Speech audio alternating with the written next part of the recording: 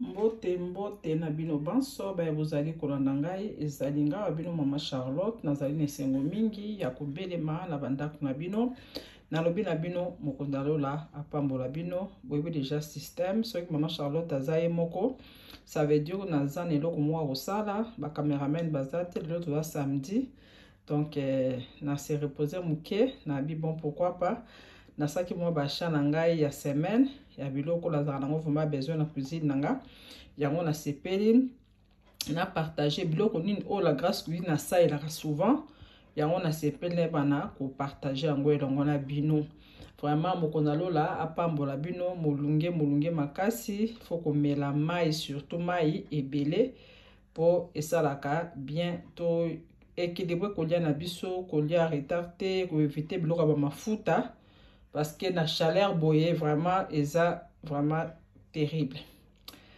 Alors, na relaxer ko ntosa na mokona lelo, yango au monde jusqu'à une vidéo na ngai ezali déjà likolo ya biloko na ko présenter binso. Avant na ko pesa conseil moko ya muke na balingi ba camarades. Tosi topesi ba conseil ngai bande kolangi bele ba saka pe ba émission. Bazobeta tozobeta sete na likambo ya ba camarades. Malheureusement, bato mususu bakansaka que ça n'arrive que aux autres. Nzoka danger ya ba camarades ezali boso ya mutu nyonso to. Na loba la bino une fois nga ba camarades na tia croix. Nga pena dara na ba camarades. Mais Charlotte ado swala no na ngonga oyo na tia croix na ba camarades parce que ça sert à rien. Tant on donne na ba camarades belé oza ko se créer ba problème yo moko. Na mukuse solution na mona ya facile eza facile pour nanga ezali kozala na sola na batnu soto mena o tchaba mbuma o piringa mwana mama te voilà vraiment na linga lisusu te na jeune fille misa ba jeune fille misa to baza ba camarade nanga donc na so mbelo ko bena laxi bango non maman c'est pas joli il faut pas acheter ça na tiki nanga pe pona ko lobake na ada na ba camarade nanga ba nanga basi na conseiller pe yo mama yo papa zara bana na mi pale ko ba camarade na yo ba jeune fille maman ko ba camarade na yo zala mo des problèmes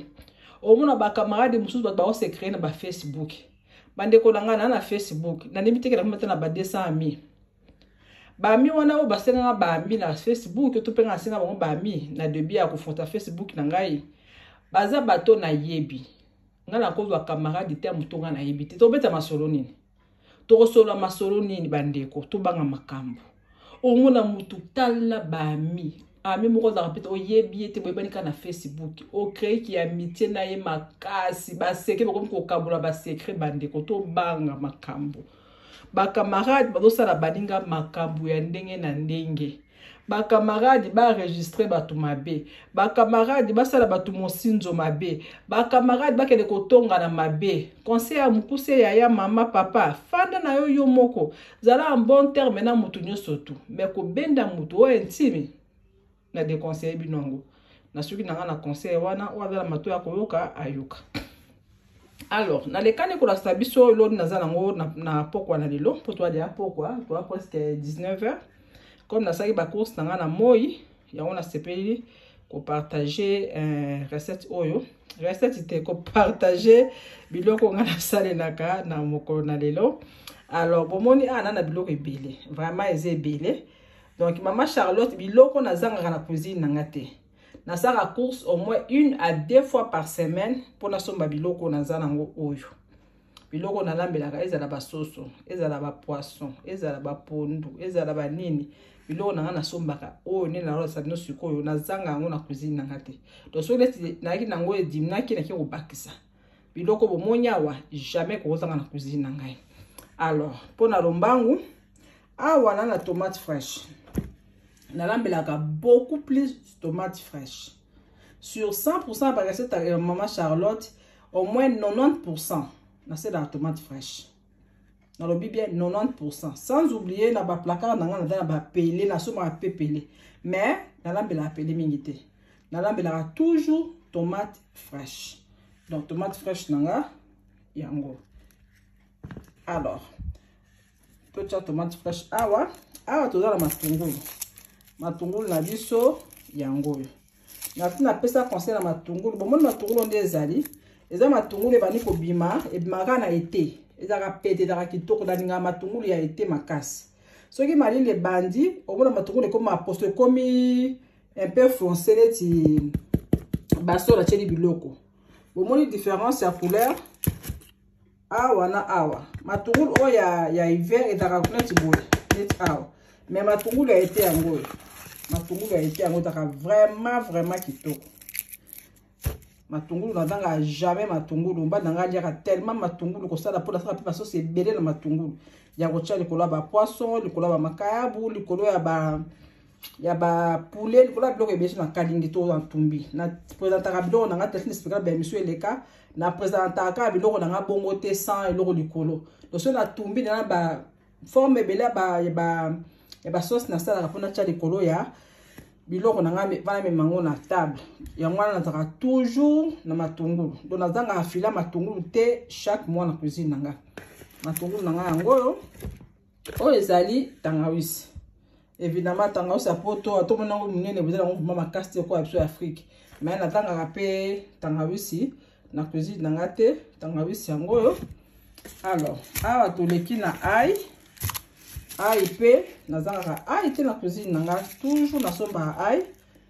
nazanga pe na poudre mais on na sela mingi ail nanga yango na kusoma bata 4 ata 5 na boika naza na panier mo na cuisine na tchaka bilo na ani surtout donc ail nanga yango alors awa na poivron vert en tout cas moment na la émission na sela mi poivron vert que poivron jaune ou bien poivron rouge nalinga toujours vert mais nalinga peu jaune mais rouge pas trop. Donc poivron nanga yango na pondu na biloko ebele na sala poivron vert. Alors o eza pilipili nanga yango bomona souvent na ba recette nanga na koboka ma pilipili na moi pepe soupe mbisi tout ça qui la fois passé na koboka ma pilipili na moi pondu na matembele donc pilipili nanga na pilipili te bomona une fois na émission na sachet ma pilipili dans le congélateur nangai. Alors awa toi na céleri yango bomoni céleri bon pour conserver yango bien na osukola yango après awa et puis na tiango na kati ya sachet na tiango na congélateur pour que na besoin na zupo bon so otiki yango na chaleur après ka 2 jours on sauter comme jaune. Alors persil yango bomoni persil na céleri bada presque ba fait forme moko mais il y a dans la gounae il y a pas dans la gounae. Donc na sala la bango mi balé souvent bon na ba recette na na saka persil be na sala ni céleri donc yepe na chocolat na tie na sachet awa incontournable eza oyo o jeune oignon ndeka bolingi o ndembi ndeka bolingi ye yatanga na ba recette na ngate na sala ka mingi bava ye na ai vraiment na sala bango mingi na ba recette na donc biloko na yango sans oublier tout na bouillon na biso to sela ka souvent bosenga na lo bakombo na ko sela bango pibité so botanda ba vidéo na nga ya ibandeli na bana lo bakombo mais ndenge todo ke male ba na Grasse Cuisine na osela bango pibité gratuit comme ça na osala ngote donc na ba kaka bouillon mais soko lingi oye bakombo bouillon na saelaka kende na ba vidéo na nga zonga ba vidéo akala na no ko tchaku to sachet na kombo na ngo mais malheureusement lelo na kotanga susu kombo na ngote na ba émission na ngai directement parce que ça okola na sabe bango pib donc moi tanga kombo na bango ezate à part ça en tout cas biloko na nganya surtout on a zanga kana cuisine te yango na présenter bino na moko na lelo ba mama mususu o mona pour faire la tomate concentrée ngab mana o déconseiller yo pour biloko no ezala goût mama lambela tomate fraîche conseil gratuit au moins que bana ko réussi na ba recette na yo et puis parce que ça ba sauce mingi veille que sauce na yo est belle quand la précédé sauce au tima moko na mafuta 2 minutes après ba kisima etoki sauce eza na ngoka ngai ngala stana na mdoka ba tebelo na mala miso be sauce tout za ngai sauce est bellité donc veillez que c'est la tomate fraîche et puis veillez que ba sauce tout autour de ça la pocha la biloko na yo sauce na yo il faut est belle sans oublier na sel la canne na lobi na sel la bouillon na ngai na sel la sel de mer na sel la poivre blanc on peut la conseiller yo somba so moyen zali to poivre noir na sel la citron et dans la cuisine na te za la mbume za la ya mai za na mulangi na zanga te et puis moi noix de muscade muke na feuille de laurier yango pe na zanga te sans oublier ba biloko kwa la sauce soya pe na za na cuisine nga donc en fait na dans la biloko ebele l'huile ezali on ça la carré de la palme mais à la olive pe na ça la mukie mais na vraiment pas trop fan ya olive. Donc na fait la rango la recette mutu na sala là na sala l'huile normale, l'huile tournesol, l'huile de corps ça ezali, l'huile d'arachide ezali, c'est là l'huile modèle ebele. Donc au modéré qu'à l'huile, même si l'huile est plus sa maladie, tout plus sa maladie égale, mais il faut modérer au l'huile na biloko, ko lexa l'huile na biloko te mama, s'il vous plaît, pour mi battre la paix santé la yona libota mobimba. Donc na sipela que juste ko partager biloko na sa la ka, na ko sela ngo na ba façon ebele.